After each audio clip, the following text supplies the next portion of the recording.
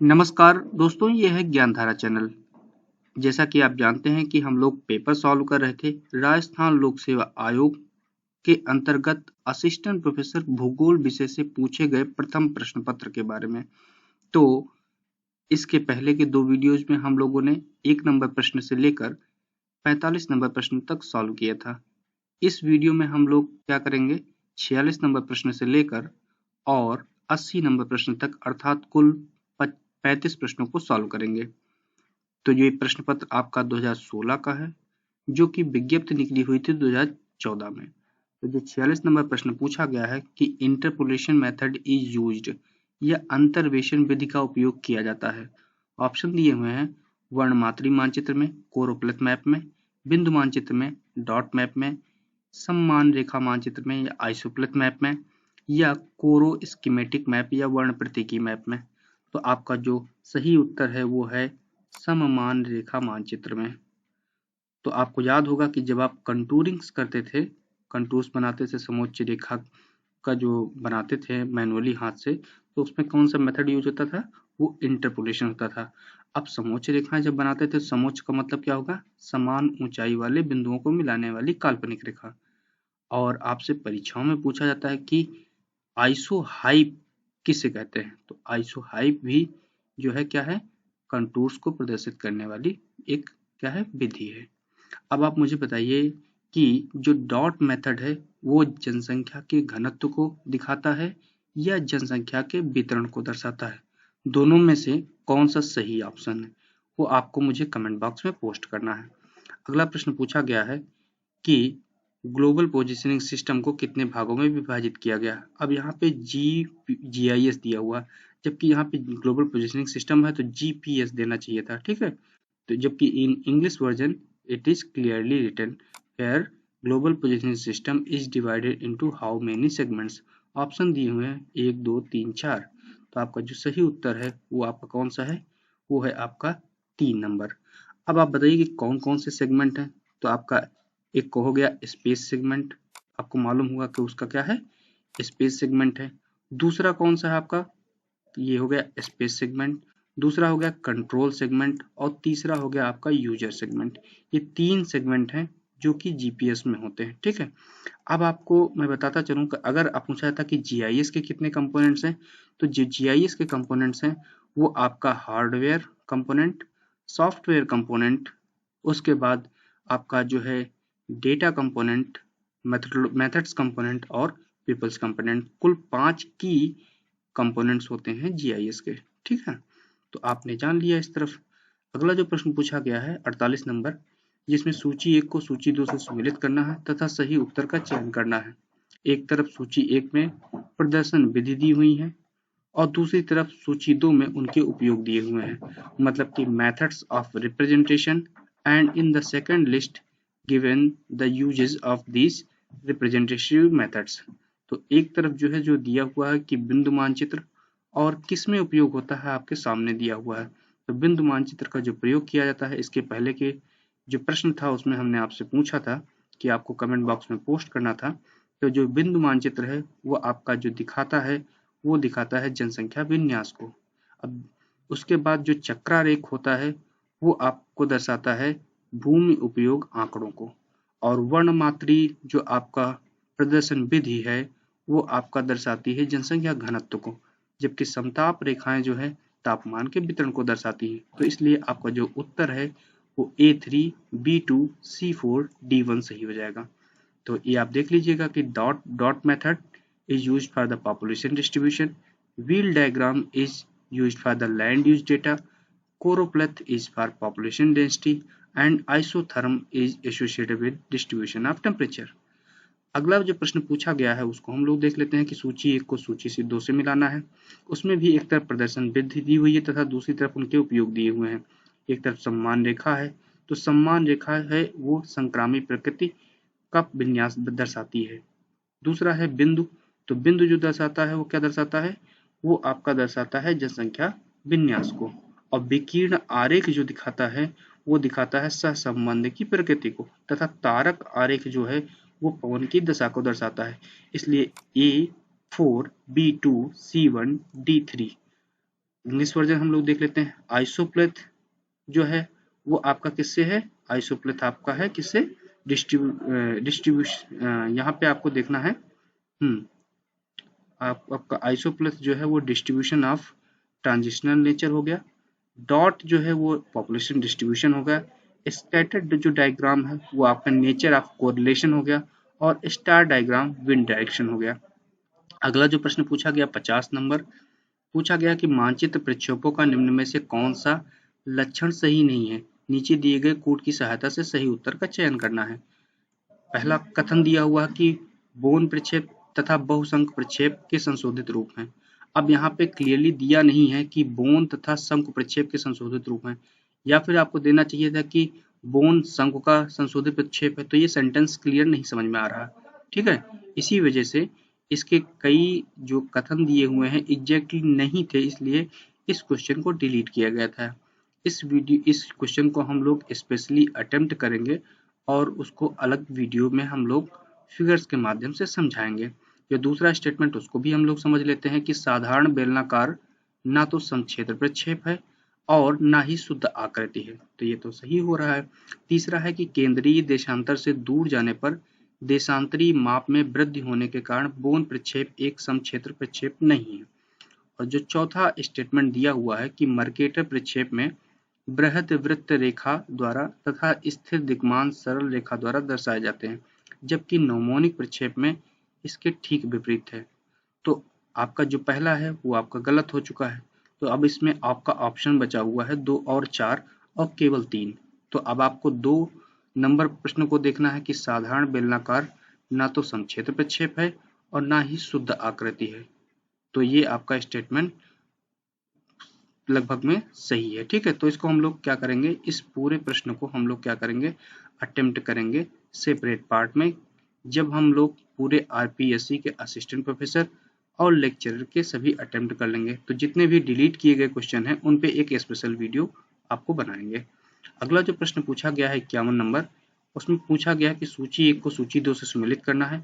एक तरफ उपयोग दिए हुए हैं तथा दूसरी सूची में उपयुक्त मानचित्र के बारे में दिया हुआ है। तो ये तो आपका जो है पूछा गया है कि महासागरीय धाराएं एवं स्थायी पवनों का वितरण। तो ये आपको मर्केटर प्रक्षेप द्वारा दर्शाया जाता है। गेहूं एवं चुकंदर का वितरण मालवीय प्रक्षेप द्वारा। ट्रांस साइबेरियन रेल मार्ग 2 मानक अक्षांश साधारण प्रक्षेप शंक्वाकार प्रक्षेप द्वारा। प्राकृतिक रबड़ तथा चावल का वितरण समक्षेत्र बेलनाकार प्रक्षेप द्वारा। तो आपका जो सही उत्तर है वो आपका 2 नंबर या बी नंबर हो गया। तो इस तरफ आप देख सकते हैं the distribution of oceanic current and planetary winds is suitable, the Mercator projection is suitable for this purpose, and Malvite projection is suitable for the word distribution of wheat and sugar beet, and simple conical with two standard parallel is suitable for the Trans-Siberian rail marg, and the fourth is equal area cylindrical projection is suitable or useful for the word distribution of rubber and rice. So the question number 52, सूची 1 को सूची 2 से सम्मिलित करना है तथा सही उत्तर का चयन करना है। एक तरफ सूची 1 में संसाधनों के प्रकार दिए हुए तथा दूसरी तरफ उनके उदाहरण दिए हुए हैं। तो नव्यकरणीय में आपका जो है वो थोरियम आ सकता है, बट ये क्रिटिकल केस है, नॉट एग्जैक्टली। अनव्यकरणीय में आपके कोई भी ऑप्शन नहीं मिल रहे क्योंकि आपका इस तरफ 1 नंबर में उदाहरण दिया हुआ है। ठीक है, पुनर्चक्रीय में आपका जो है मिट्टी हो सकता है। यहाँ पे एक जो क्लियर दिख रहा है वो दिख रहा है एकल का क्रायोलाइट। ठीक है, तो इसमें जो है एक तरफ उदाहरण है, तो अब इसको आप मैच नहीं कर सकते। जब मैच नहीं कर सकते तो आपको कोई कूट नहीं मिलेगा। इसी वजह से क्या किया गया है कि जो लोक सेवा आयोग ने इसको क्या किया है, इस क्वेश्चन को डिलीट कर दिया है, इस क्वेश्चन को डिलीट कर दिया है। अगला जो प्रश्न पूछा गया है 53 नंबर प्रश्न कि व्यवसायों के आधार पर अर्थव्यवस्था के निम्नलिखित क्षेत्रों पर विचार कीजिए तथा नीचे दिए गए कूट का सही उत्तर का चयन कीजिए। पहला जो स्टेटमेंट दिया हुआ है कि वाणिज्यिक मत्स्य ग्रहण प्राथमिक व्यवसाय है जबकि निर्वाहक मत्स्य ग्रहण द्वितीयक। दूसरा दिया हुआ है कि लकड़ी काटना और फर्नीचर बनाना दोनों द्वितीयक व्यवसाय हैं। तीसरा है कि परिवहन तथा प्रतिरक्षा दोनों तृतीयक व्यवसाय हैं। और जो चौथा दिया हुआ है कि बैंकिंग तृतीय व्यवसाय है जबकि प्रबंधन चतुर्थक। अब आपका जो इंग्लिश वर्जन उसको हम लोग देख लेते हैं। On the basis of occupations Consider the following sectors of the economy and select the correct answer using the quotes given below. So the first statement is the commercial fishing is a primary occupation while subsistence fishing is secondary occupation. दूसरा दिया हुआ है lumbering and furniture making are the both secondary occupations. Third, transport and defense are the both tertiary occupations. And fourth one is banking is the tertiary occupation while management is quaternary occupation. So the fourth option is the correct answer option. So the next question is the question number 54. अंतर्राष्ट्रीय व्यापार प्रवाह के संबंध में निम्नलिखित कथनों पर विचार कीजिए तथा नीचे दिए गए कोड की सहायता से सही उत्तर का चयन करना। तो इसमें चार कथन दिए हुए हैं, स्टेटमेंट्स दिए हुए हैं। पहला स्टेटमेंट है कि विकासशील देशों के निर्यात आयात व्यापार की वार्षिक वृद्धि दर लगभग 1% जबकि विकसित देशों की 7% से अधिक है। अब ये जो प्रश्न जब पूछा गया है तो उस ईयर के हिसाब से पूछा गया होगा। अब आपको करना क्या है कि अभी वर्तमान में 2020-21 के अनुसार अंतरराष्ट्रीय जो व्यापार प्रवाह है उसके अनुसार आपके आंकड़ों का चयन करना है। तो ये प्रश्न क्या है, आपका करंट से जुड़ा हुआ है। ठीक है, तो आपको क्या करना है कि इस प्रश्न से जुड़े हुए जो भी स्टेटमेंट हैं इनको क्रॉस वेरीफाई करना है, देखना है और जो करंट लेटेस्ट अपडेट है उससे अपने आप को अपडेट करना है। तो जो दूसरा स्टेटमेंट दिया हुआ कि विश्व के कुल निर्यात व्यापार में विकासशील देशों का लगभग योगदान 32% है जबकि विकसित देशों का 64% से अधिक है। जो तीसरा स्टेटमेंट है कि सिंगापुर और मलेशिया का कुल निर्यात आयात व्यापार इनके सकल घरेलू उत्पाद का 100% है। चौथा स्टेटमेंट है कि अधिक विकसित देशों का व्यापार संतुलन उनके अनुकूल है जबकि विकासशील देशों का प्रतिकूल है। तो चौथा नंबर है वो तो आपका लगभग में सही है। ठीक है, तो अगर आपका चौथा सही है तो आपका जो है क्या है आपका पहला भी लगभग में सही है। तो आपको अब क्या करना है कि जो 2020-21 का आंकड़ा उसके अनुसार आपको इसको देख लेना है। तो इस प्रश्न को क्या है जो राजस्थान लोक सेवा आयोग है उसने डिलीट किया था, इसीलिए डिलीट किया था क्योंकि ईयर दिया नहीं हुआ, किस ईयर के अनुसार पूछा तो आपको देखना है। ठीक है, अगला जो प्रश्न पूछा गया 55 नंबर प्रश्न की सूची 1 को सूची 2 से सम्मिलित करना तथा सही कोड का सहायता से सही उत्तर का चयन करना। एक तरफ विश्व के व्यापारिक प्रखंड दिए हुए हैं, व्यापारिक प्रखंड का मतलब होता है ट्रेड ब्लॉक्स दिए हुए तथा दूसरी तरफ जो है जो कौन कौन से सदस्य देश हैं वो दिया हुआ। तो एक तरफ लाफ्टा है, तो लाफ्टा के कौन से सदस्य देश हैं? लाफ्टा का मतलब होता है Latin American free trade association. तो लाफ्टा से जो जुड़े हुए हैं वो हैं ब्राजील और अर्जेंटीना। नाफ्टा है north America free trade association, ये जो है आपका किससे जुड़ा है? कनाडा और संयुक्त राज्य अमेरिका से। और जो साफ्टा है वो है आपका south America free trade association, ये आपका जो है बांग्लादेश और भारत से जुड़ा हुआ है। साउथ एशिया, तो ये साउथ अफ्रीका न होकर के क्या है, साउथ एशिया है साफ्टा। तो south Asia free trade association से जो जुड़े हुए सदस्य हैं वो हैं बांग्लादेश और भारत।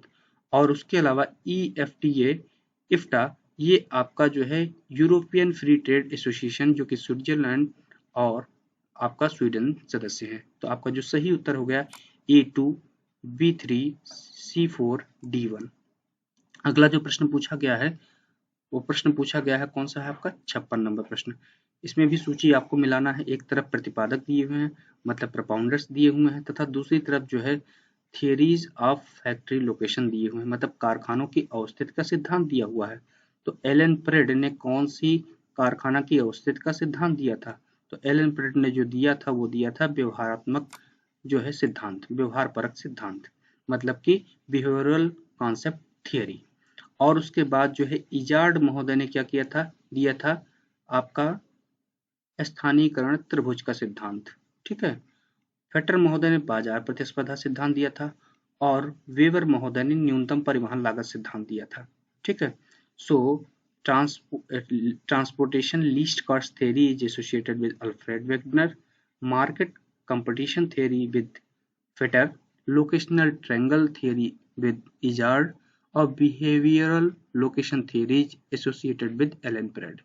तो आपका जो सही उत्तर है वो आपका 3 नंबर हो जाएगा A1, B2, C3 और D4।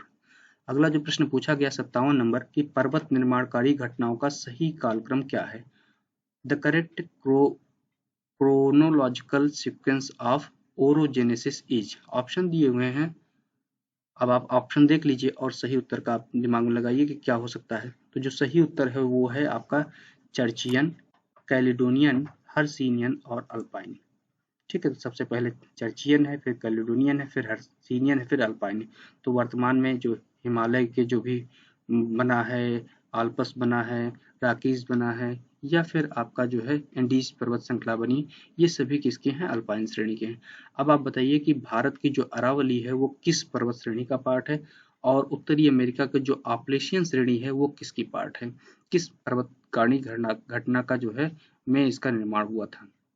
अगला प्रश्न पूछा गया कि घाटी के निम्नलिखित में से किस भाग में नदी के गुम्फित जलमार्ग से होकर प्रवाहित होने की संभावना है? In which of the following sections of valley is river likely to flow through a braided channel?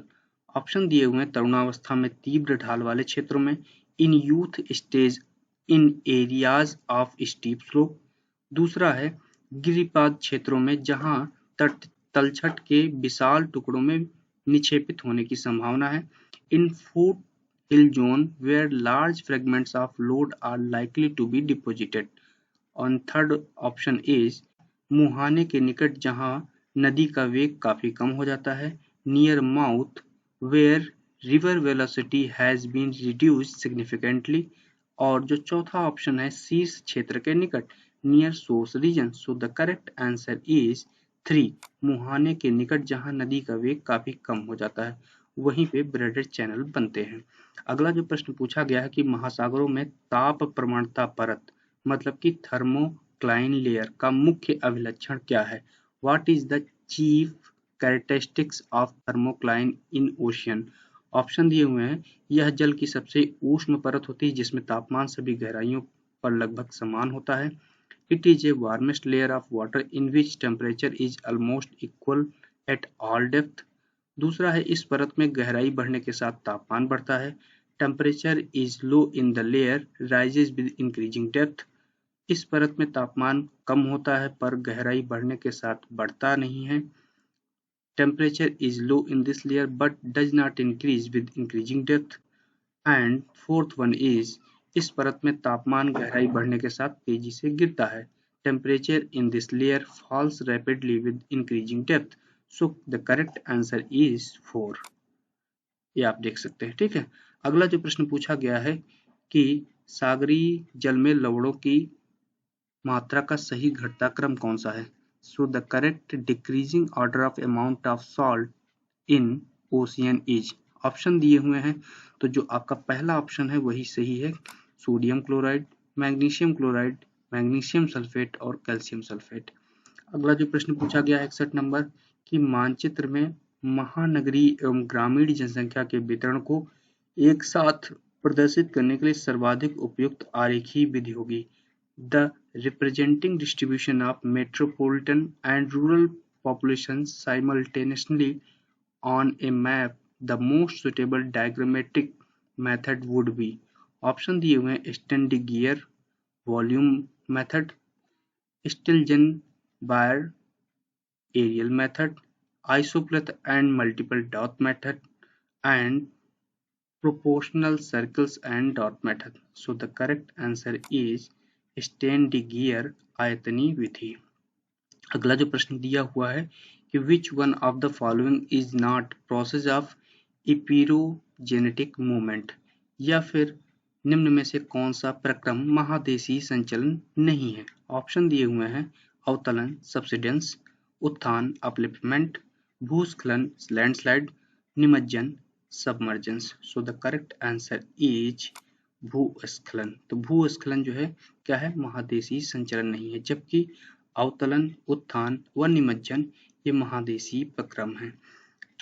63 number प्रश्न पूछा गया है कि निम्नलिखित अनाच्छादन प्रक्रमों को क्रमानुसार लगाइए तथा नीचे दिए गए कोड की सहायता से सही उत्तर का चयन करना है।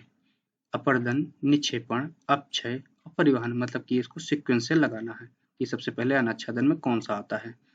सो Arrange the following denotation processes in the sequential order and select the correct answer using the code. A is erosion, B is deposition, C is weathering, and D is transportation. So the first one is weathering, C, second is erosion, third one is transportation, and fourth one is deposition. So the correct answer is CADB. Question number 64, कौन सा सुमेलित नहीं है? Which is not correctly matched?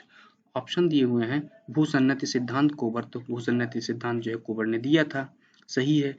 दूसरा है कि महाद्वीपीय फिसलन सिद्धांत जॉली, तो महाद्वीपीय फिसलन सिद्धांत मतलब स्लाइडिंग कॉन्टिनेंट थ्योरी, ये जॉली की जगह पे डेली महोदय ने दिया था, तो ये आपका जो है गलत मैच है।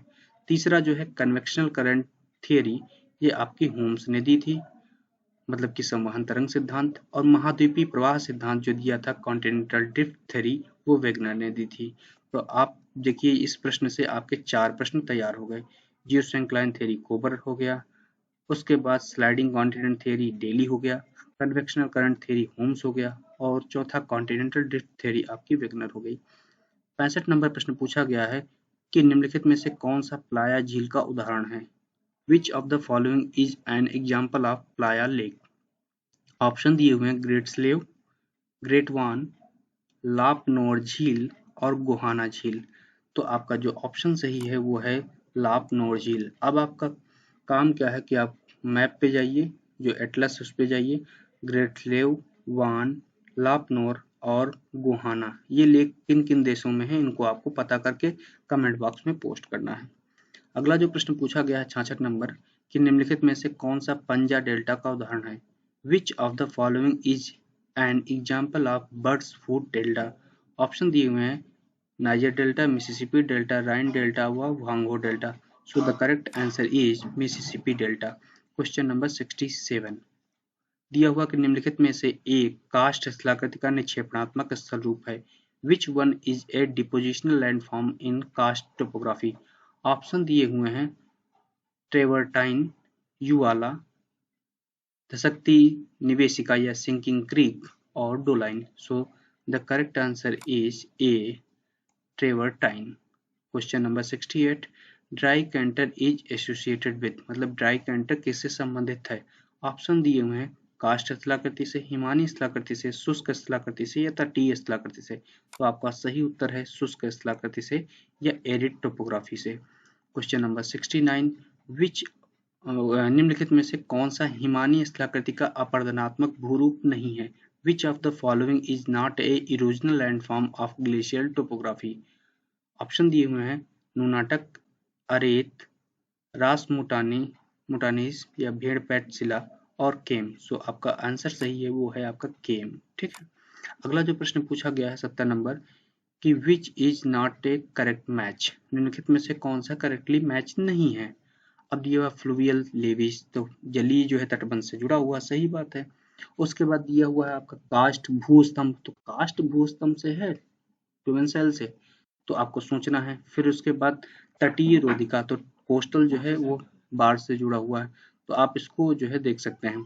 अब यहाँ पे जो हिंदी वर्जन है उसमें आप देखिएगा कि 49 ज्योग्राफी 70 करके दिया हुआ है, तो ये क्या है आपका, यहाँ पे ऑप्शन ही नहीं दिया हुआ, तो इस क्वेश्चन को क्या किया गया था, आरपीसी द्वारा डिलीट कर दिया गया था। ठीक है। अगला जो प्रश्न पूछा गया है 71, एक तरफ जो है कथन दिया हुआ कि अनुदैर्य स्तूप सीप के नाम से जाना जाता है, कारण दिया हुआ है कि सीप की आकृति अर्धचंद्राकार है। अब आपको क्या बताना है कि भाई देखते हैं कि क्या पूछा गया है इंग्लिश वर्जन में, a longitudinal dune is known as a seif, तो ये आपका स्टेटमेंट सही है। दूसरा जो है दिया हुआ कि ए सीप इज क्रिसेंट शेप, तो अर्धचंद्राकार है, तो ये अर्धचंद्राकार नहीं होती है। ठीक है। ये आपका A1 is true but R is false, तो 3 नंबर ऑप्शन सही हो गया। अगला जो प्रश्न दिया हुआ कि विश्व के कौन से क्षेत्रों में न्यूनतम वार्षिक तापांतर होता है? In which areas of the world the lowest annual range of the temperature is found? तब सबसे कम आपको देखना है कि कहाँ पे वार्षिक तापांतर सबसे कम होता है। ऑप्शन दिए हुए उष्णकटिबंधीय क्षेत्रों में ट्रॉपिकल एरियाज, शीतोष्ण क्षेत्रों में टेम्परेट एरियाज, ध्रुवीय क्षेत्रों में पोलर एरियाज या भूमध्य रेखीय क्षेत्रों में इक्वेटोरियल रीजन्स में। तो इक्वेटोरियल रीजन्स में न्यूनतम तापांतर होता है। तो न्यूनतम तापांतर लगभग में कितना होता है? 2 डिग्री, 3 डिग्री या 5 डिग्री कितना होता है? आप मुझे कमेंट बॉक्स में पोस्ट करके बताइएगा। तो आपको बताते चले कि जो भूमध्य रेखीय क्षेत्र है वहाँ पे कोई भी सीजन नहीं होता, मतलब कोई ऋतु नहीं होती। जैसे आप लोग भारत में रह रहे हैं तो भारत में क्या है, आपको सर्दी भी मिल रही है, गर्मी भी मिल रही है, बसंत ऋतु भी है, शीत ऋतु भी है, शरद ऋतु भी है। तो इस तरह के मौसम मिल रहे हैं, लेकिन वहाँ पे कोई ऋतु नहीं है, एक जैसा पूरा वर्ष भर आपका रहता है मौसम। अगला जो प्रश्न पूछा गया है कि निम्नलिखित में से कौन सा एक कारण तापमान का पृथ्वी की सतह पर वितरण को प्रभावित नहीं करता है? Which one of the following factors is not affecting the distribution of temperature on Earth's surface? Option दिया हुआ अक्षांशीय स्थिति, लैटिट्यूडनल लोकेशन, दूसरा है दिन की अवधि, ड्यूरेशन ऑफ डे, तीसरा है वायुमंडलीय दबाव, एटमॉस्फेरिक प्रेशर, और चौथा है आपका समुद्र तल से ऊंचाई, altitude from the sea level. So the correct answer is वायुमंडलीय दबाव। ठीक है। अगला जो प्रश्न पूछा गया है कि वायुदाब पेटियों को भूमध्य रेखा से ध्रुवों की तरफ सही क्रम में लगाना है।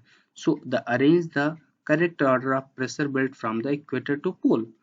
अब आपका ऑप्शन दिया हुआ कि सबसे पहले भूमध्य रेखीय इक्वेटोरियल लो बेल्ट आती है, या सब ट्रॉपिकल आती है, या पोलर आती है, या सब पोलर आती है, आपको सोचना है। तो आपने पढ़ा होगा, तो सही जो सीक्वेंस है, अगर आप इक्वेटर से पोल की ओर जाएंगे तो वो है भूमध्य रेखीय न्यून वायुदाब पेटी, मतलब इक्वेटोरियल लो प्रेशर बेल्ट। उसके बाद आती है उपोष्ण उच्च वायुदाब पेटी या सब ट्रॉपिकल हाई प्रेशर बेल्ट आती है। उसके बाद आपका उपध्रुवीय न्यून वायुदाब पेटी या सब पोलर लो प्रेशर बेल्ट आती है। उसके बाद आपका ध्रुवीय उच्च वायुदाब पेटी या पोलर हाई प्रेशर बेल्ट आती है। ठीक है।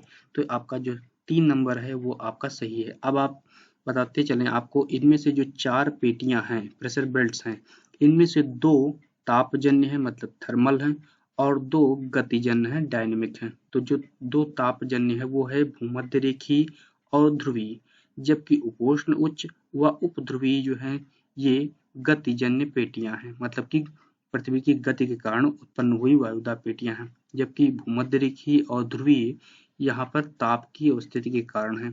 अगला जो प्रश्न पूछा गया है 75 नंबर प्रश्न कि पछुआ हवाओं का सर्वाधिक गति होती है।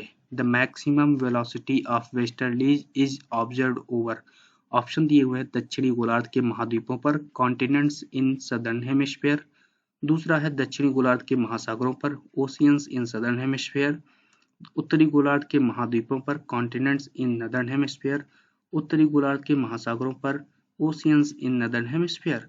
So the correct answer is दक्षिणी गोलार्ध के महासागरों पर वेस्टर्लीज की जो गति होती है वो सबसे ज्यादा होती है। इसीलिए कहा क्या जाता है कि गरजता 40सा, प्रचंड 50सा और चीखता 60। आपने सुना होगा ना कि 40 डिग्री पे क्या होता है, 50 डिग्री या 60 डिग्री दक्षिणी अक्षांशों पर इन्हें अलग अलग नामों पर जाना जाता है।